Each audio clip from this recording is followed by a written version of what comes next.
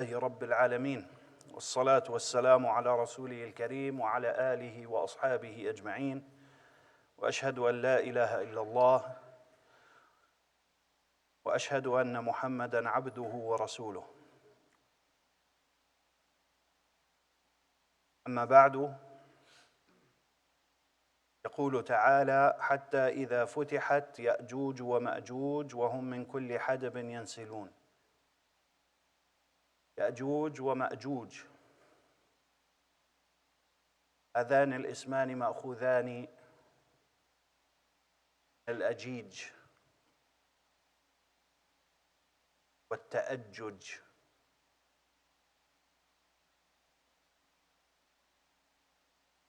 الذي توصف النار به، فتقول تأججت النار، أي إذا اشتد احتراقها وحرارتها. ومنه قوله تعالى: وملح أجاج، سمي بذلك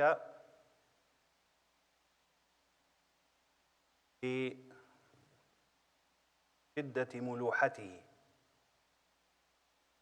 وقال الراغب رحمه الله في المفردات: الأجيج هو شدة الاحتراق والملوحة على حسب ما يصفه. سمي هاتان القبيلتان يأجوج ومأجوج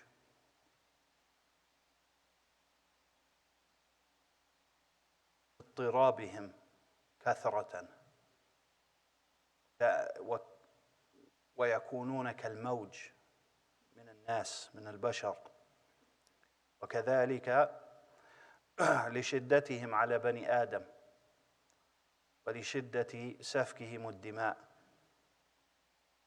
يأجوج ومأجوج الروايات فيهما كثيرة جدا،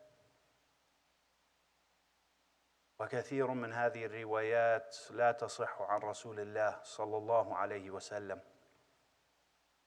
منها روايات موضوعة اتفق العلماء على وضعها، منها روايات ضعيفة متفق على ضعفها، منها روايات صحيحة متفق على صحتها. وهذه الروايات الصحيحة بجانب الروايات الموضوعة والضعيفة قليلة جدا، ولم يثبت في صفة يأجوج ومأجوج من هذه الروايات الصحيحة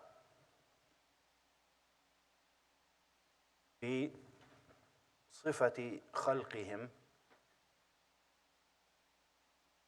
أولاً، إنهما قبيلتان من قبائل بني آدم، وليس عندنا دليل يخرجهما عن أصل صفة بني آدم. الأمر الثاني، جاءت الأدلة تدل على كثرتهم وعلى ميولهم إلى سفك الدماء والإفساد في الأرض، وما سوى ذلك من الصفات الخيالية فهي متلقاه إما عن أهل الكتاب أو مأخوذة من الروايات الضعيفة أو الموضوعة.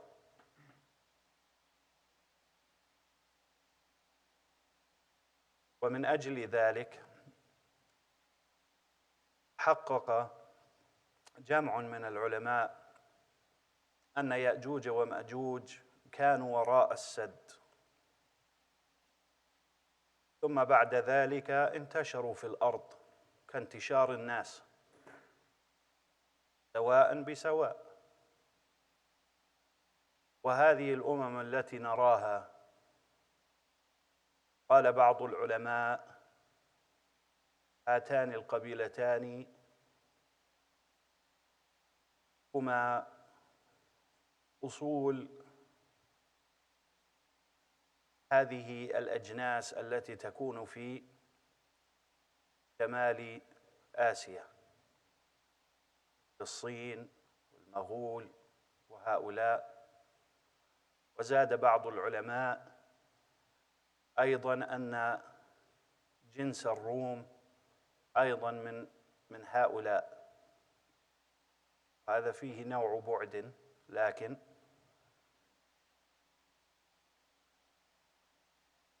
والذين قالوا بهذا قالوا أن سد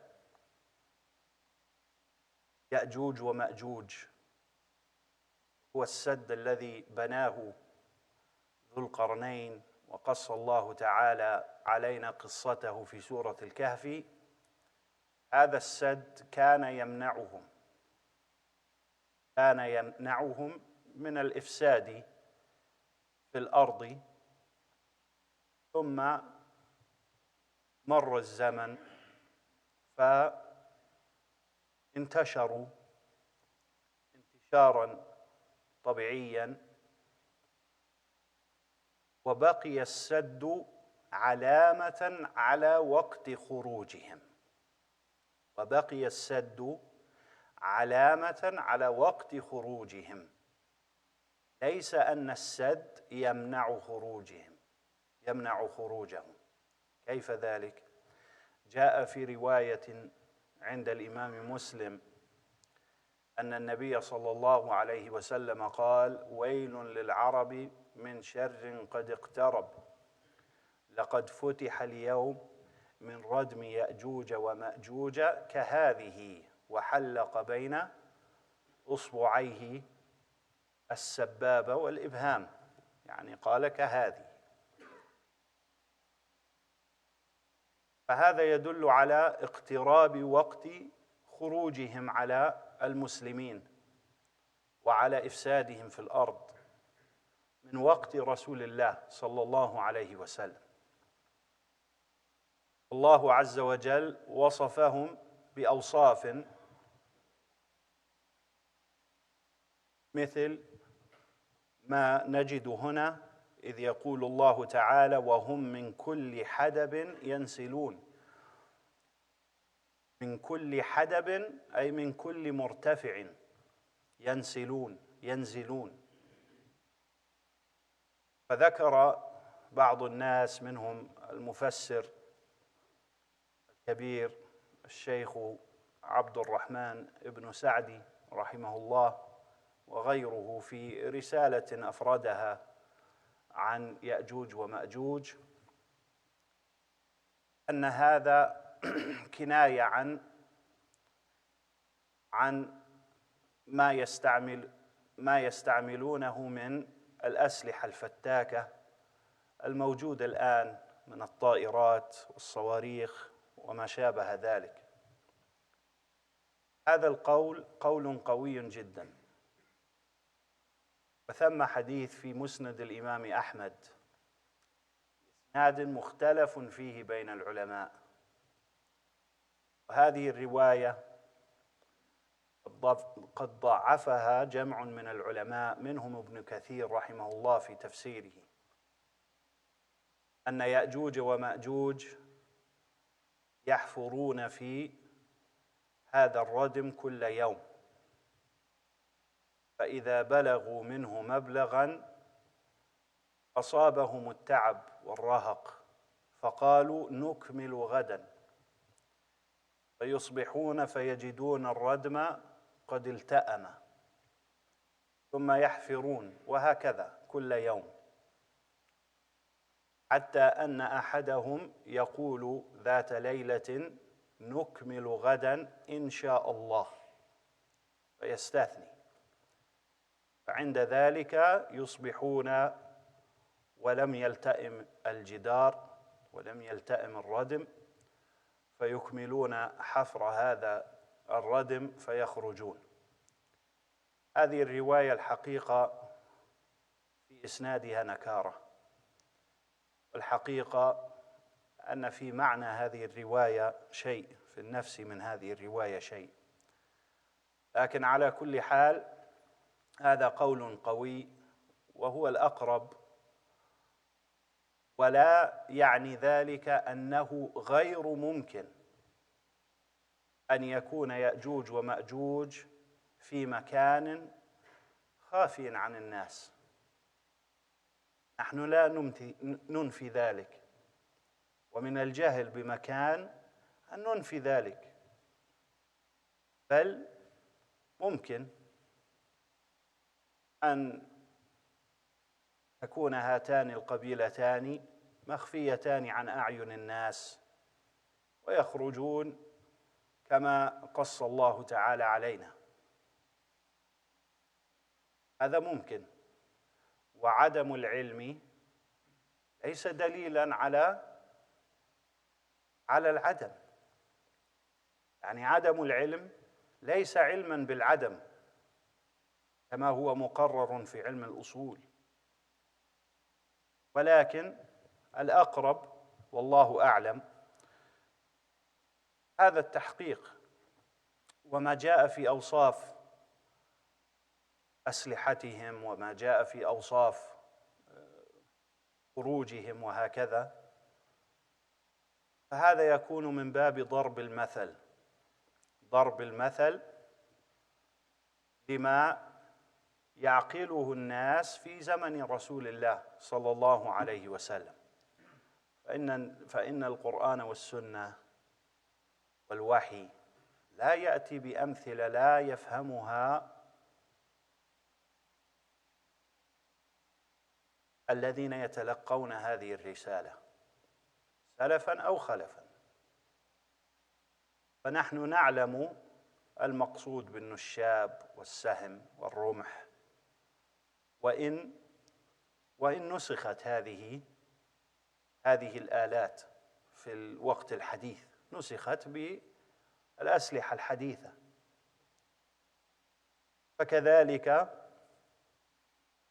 نحن نعلم هذه الأشياء وهم لا يعلمون ما نجده نحن، فيأتي ضرب الأمثال بهذه الأشياء التي هي معلومة للجميع، للسلف وللخلف، من أجل أن نفهم. فالحقيقة هذه مسألة زل فيها كثير من الناس، ويأجوج ومأجوج، مسألة يأجوج ومأجوج مسألة متفق عليها بين المسلمين، ولا يصح نفي يأجوج ومأجوج أو أن يأجوج ومأجوج عبارة عن الشر وهكذا. وكذلك ما جاء في أوصاف يأجوج ومأجوج من هذه الأوصاف الكثرة الكاثرة، وتعطش يأجوج ومأجوج للدماء وميولهم إلى سفك الدماء والإفساد في الأرض، مما يجعل هاتين القبيلتين أقرب إلى الوحوش منهما إلى بني الإنسان. هذه مسائل متواترة النقل، ولا يجوز نفيها، ولا يجوز نفي هذه الأشياء بمجرد ما يسمى العقل. فإن كنت أنت لا تعقل فغيرك يعقل. وهذه مسألة أخبرنا بها الصادق، وأخبرنا بها الثقة عن الثقة، وهي مسألة ممكنة كما قرر شيخ الإسلام رحمه الله في إثبات أمثال هذه الأشياء في كتابه الحافل شرح الأصفهانية. فذكر رحمه الله أن المعيار إذا كان الخبر ممكنا وأخبر به ثقة فلا ينفى ولا يصح نفيه. يعني وجود يأجوج ومأجوج هل هو ممكن؟ نعم. هل ممكن أن يكون يأجوج ومأجوج في مكان منعزل عن الناس لم تتفطن الناس إلى مكانهم؟ نعم. هل أخبرنا بذلك الصادق؟ نعم. إذن وجب قبول ذلك. وما جاء من التوفيق جاز من هذه التأويلات التي ذكر بعض العلماء، جاز هذا التأويل بشرط ألا يكون فرارا من الإثبات. يعني الإنسان لا يكذب أولا ثم يذهب يتلمس ما به ينفي هذه الحقائق، وإنما ذلك للتوفيق بما وقع في هذا الزمن وما نشاهده. ومن المستبعد جدا أن تعود هذه آلات القتال من السيف والرمح والسهم والنشاب، من المستبعد أن تعود هذه الأشياء بعد أن نسخت بهذا العلم الحديث وهذه الأسلحة الفتاكة الحديثة. هل من الممكن؟ نعم، لكن يستبعد. وهل يوجد في القرآن أو في السنة ما يوجب نسخ هذه الأسلحة؟ لا، وإنما استأنس بعض العلماء على ذلك، وهو قول معتبر في ذكر المهدي وذكر فرسان المهدي وأنهم يعلقون أسيافهم على الشجر وهكذا. فهذا محتمل التأويل، ومحتمل أن يعود السلاح إلى هذه بما يسمى بالسلاح الأبيض، ممكن، لكن يستبعد هذا الأمر. وإذا نظرنا في بقية السنة وما سيكون من أهوال آيات الساعة، منها ما في البخاري وفي مسلم، ذكر النبي صلى الله عليه وسلم الحروب الطاحنة التي يقتل فيها أعداد لا تحصى، وذلك يلم بالناس، والحروب تلم بالناس حتى أن لامرأة واحدة ل50 امرأة قيم واحد، هكذا يقول النبي صلى الله عليه وسلم. يعني يقل الرجال وتتكاثر النساء حتى تكون ل50 امرأة قيم واحد، يقول صلى الله عليه وسلم. وهذا لا يكون إلا من جراء الحروب الطاحنة التي تذهب بالرجال. وهذا السلاح الأبيض يستبعد أن يفعل هذا بالناس. على كل حال، هذه مسألة نحن نسلم ونكل المعاني إلى الله سبحانه وتعالى، الله أعلم. لا يجوز لنا أن نجزم بهذا ولا بهذا، لأن الجزم بذلك يترتب عليه نفي أشياء لا علم لنا بها. وكذلك لا يجوز للإنسان أن يفر من إثبات الغيب. الله عز وجل استفتح كتابه فقال الذين يؤمنون بالغيب. هذه مسائل غيبية، الدجال وصفة الدجال ويأجوج ومأجوج والدابة التي تكلم الناس وخروج النار، وهذه الأشياء الله أعلم بها. ويذهب بعض الناس وهو فرح بما أوتي من العلم، ولم يؤت من العلم إلا قليلا، ولم يتقن من العلوم إلا ظاهرا من الحياة الدنيا، يريد أن ينفي أشياء هي من الغيب. ولو قيل لأحد هؤلاء العلماء قبل 100 سنة سيحمل الإنسان جهازا في يده صفة هذا الجهاز كيت وكيت، وأن الإنسان يتكلم مع من شاء، وأن الإنسان ينظر ويبصر صاحبه وهو في آخر الأرض وفي زاوية أخرى من الأرض، لنفى ذلك ولا ضحك من مخبره. نفس هؤلاء العلماء وأجداد هؤلاء العلماء الذين يزعمون أنهم أحاطوا بعلوم الدنيا. فلا يجوز للإنسان أن ينفي هذه الأشياء لعدم العلم أو لعدم التصور أو لضعف التصور. النبي صلى الله عليه وسلم أخبر بأشياء هي لنا مقبولة، مفهومة، سهلة، سلسة، وقد تكون شقت على بعض الناس فيما سبق. النبي صلى الله عليه وسلم أخبر أن الرجل يخرج من بيته فيخبره فخذه بما يدور في بيته. من فهم هذا؟ يخبره فخذه، وكذلك تخبره عصاه بما فعل أهله في غيابه، وكذلك يخبره شراك نعله. لكن الآن هذه الأشياء ممكن نتصورها 100%، وهذه الأشياء مقبولة جدا وليست خارجة عن تصور الناس، بل عن تصور الأطفال في هذا الزمن. فلا يجوز للإنسان أن ينفي العلم لعدم وجوده له أو لعدم استطاعته تصور ذلك الشيء، أن ينفي الحقائق. هذه أشياء تكون والله أعلم بكيفيتها، لكن الله سبحانه وتعالى أخبرنا هنا أن يأجوج ومأجوج يخرجون من وراء سدهم فيفسدون في الأرض. وصور لنا الله تبارك وتعالى طرفا من عددهم فقال وهم من كل حدب ينسلون،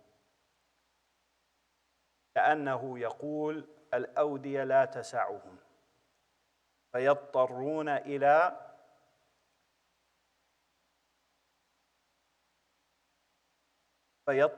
إلى رؤوس الجبال، لأن الأودية تضيق بهم لكثرتهم عددا.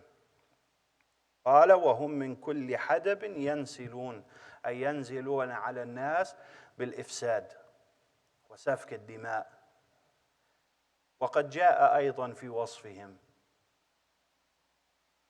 هذا الهائل أن بعض العلماء في أوقات التتار كانوا يقولون التتار هم يأجوج ومأجوج، لتطابق الأوصاف بين التتار ويأجوج ومأجوج، حتى أن بعض العلماء الذين شاهدوا إفساد التتار في هذه القرون، القرن السادس والسابع، قالوا يأجوج ومأجوج التتار هم يأجوج ومأجوج،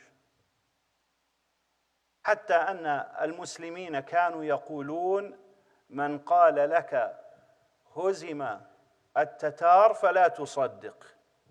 هذا شيء خارج المعقول، لكن الإسلام هزمهم. الإسلام، أسأل الله تبارك وتعالى أن يلهمنا إيمانا صادقا راسخا، اللهم آمين. Allah subhanahu wa ta'ala mentions here in verse number 96, he says subhanahu wa ta'ala, until when the dam of Gog and Magog has been opened and they from every elevation descend. Gog and Magog, these are the names in English, the English translation of Ya'juj and Ma'juj. I believe Gog and Magog is an English translation and a biblical translation at that. There are many descriptions mentioned about Gog and Magog, Ya'juj and Ma'juj. Ya'juj and Ma'juj are mentioned twice in the Quran. They're mentioned by name twice in the Quran.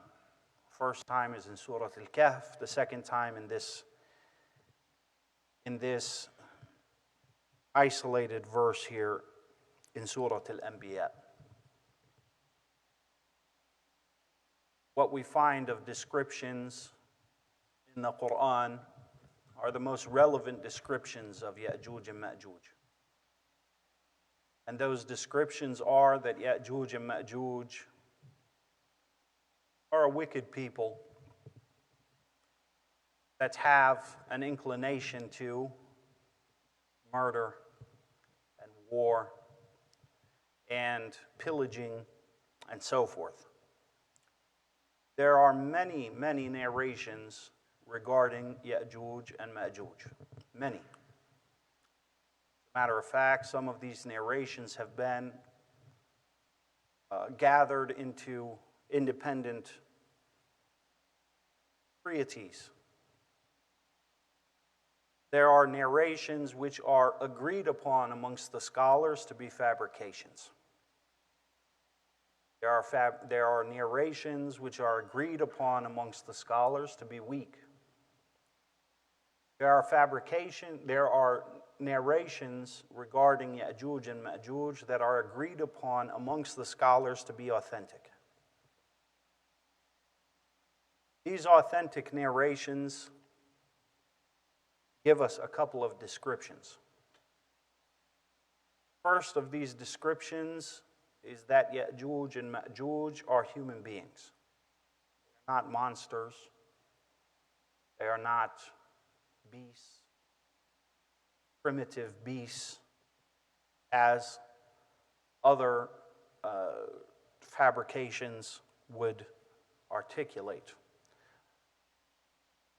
Sahih al-Bukhari and Sahih Muslim, the Prophet sallallahu alaihi wasallam mentions of their description, which we may conclude to only mean that they are human beings and they are descendants of Adam alayhi salam. Second of all, second description that we have of them that is authentic, agreed upon amongst the scholars, is that they are extremely numerous. There are a lot of them. So many that they are at the brink of being innumerable. The third description is the description of their moral values, and that is that they are a people of moral decadence. They are bloodthirsty, they are prone to war and conflict, and they have inclination to violence as a means to achieving their ends. There are other narrations that are mentioned that honestly, these narrations, due to the fact that they are fabrications or extremely weak or weak in transmission, they should not have been translated honestly. They should have been kept in the books of scholars, where scholars and scholars alone may look at them. However, they have been translated by individuals who are good at translating, but not very good at deciphering what needs to be translated from what need not be. Of these descriptions is that Ya'juj wa Ma'juj are very tiny, very, very small. Some of these narrations mention that they're so small that they will look at a person's shoe and mistake it for a house, right? Obviously a fabrication. They have to be ants, essentially. Another description is of them being very, very short, abnormally small. About a foot or 2 feet or 3 feet tall. Another description is that they have fangs for teeth or needles for teeth. Other descriptions that they have drills for tongues, etc. These narrations are all inauthentic. And if we look at many of these narrations, we'll find that these narrations usually root back to the fables of the people of the book, Christians, and their descriptions of Ya'juj and Ma'juj. And it is not unusual, books of history or books of that document a murderous people like Ya'juj and Ma'juj to be extreme in their descriptions. So, where do these descriptions come from? Historically speaking, when we are dealing with history that is not transmitted by a chain of narration as the Muslims transmit their narrations, meaning we have a connected chain of narration where every person in that chain of narration, we know who they are and we are positive that they are honest, right? And not only that they are honest, but as well they are well-versed and able to memorize. This is a condition for us to accept a narration. When we take away this factor and we just have transmissions of fables, we start to see a very, very pronounced divide between reality and fantasy. Start to see fantasy bleeding into reality. Kind of how rumors are, right? Everybody adds something, some kind of emphasis in telling the story that will later warp the facts of that story. And this is in everything, even in modern times, we can see this. We don't have that vetting process that we refer to as the chain of narration or the chain of transmission that the Muslims have been endowed with. Then we start to see this. We start to see this kind of fantastic descriptions start to come out. So, for instance, what I mean by this is if we were to look at the Persians and the Greeks, right? Or more specifically, the Persians and the Spartans, for instance. They had a very, very long history and a very bloody history as enemies, sworn enemies, the Persians and the Romans and Greek. They were sworn enemies. When we look into the ancient works of the Persians, we'll see their descriptions of the Greeks and Romans as being barbaric and monstrous people, a people that need to be exterminated. And when we look at the descriptions of the Greeks, of the Persians, their enemy, they are described with things like having teeth, they eat human flesh, and they are no longer even human beings. And this is because the human being naturally, when they describe their enemy, they are not usually going to describe anything good about their enemy. They're only going to describe the negatives. And these negatives are going to become more and more pronounced till they push the envelope of sanity with regards to the description of their enemies over time. Likewise, even in modern times, if we look at the French and the German, France and Germany are historic enemies. Even before Germany was necessarily Germany, that people were sworn enemies of the French. And likewise, the Prussians, though later they formed an alliance with the French for a common cause. The point here is that when we look at the descriptions of the French, even in modern history, even in history taught in schools, If you look at the description of Nazi Germany, we see descriptions that make us question whether the Germans were even human beings, right? And that is popular history today. And I'm sure if we were to examine what the Nazi Germany was teaching about France and America and Russia, we would find similar descriptions. The point here is that these fabrications have a very organic nature. And that is when we remove the factor of chain of narration, we remove the factor of vetting every person who narrates this narration, comparing this account to the account of all of their other peers, and so on and so forth. The vetting process of the science of hadith, when we remove that factor, we are left with rumors. And rumors are usually have a grain of truth in them, and they balloon into these kind of monsters. So this is where we will find a lot of these descriptions of Ya'juj and Ma'juj.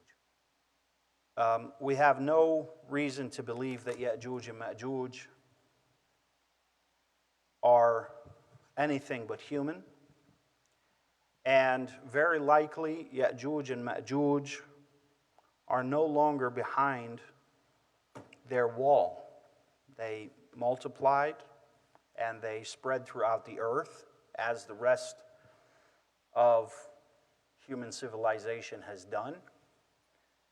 And the wall of Ya'juj and Ma'juj that was built by Dhul Qarnayn remains as an indicator for the time of Ya'juj and Ma'juj, when they will descend on mankind with violence.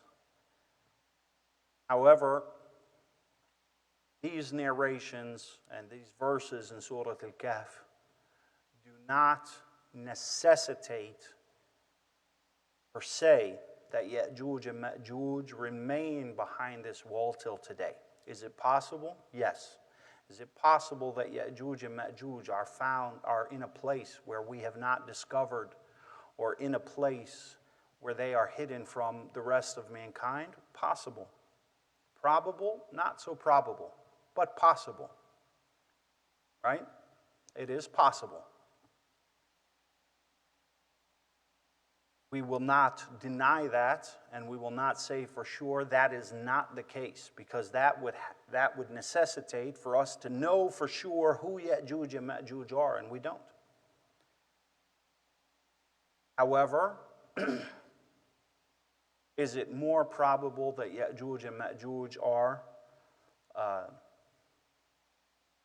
of these nations of human beings that we see scattered through the earth, and that they are a people of modern technology, yet they retain their murderous nature? Yes, and we see that in many of the civilizations around today. We will end with that. Wallahu a'lam, wa sallallahu wa sallam ala nabiyyina Muhammad wa ala alihi wa ashabihi ajma'in. Alhamdulillahi rabbil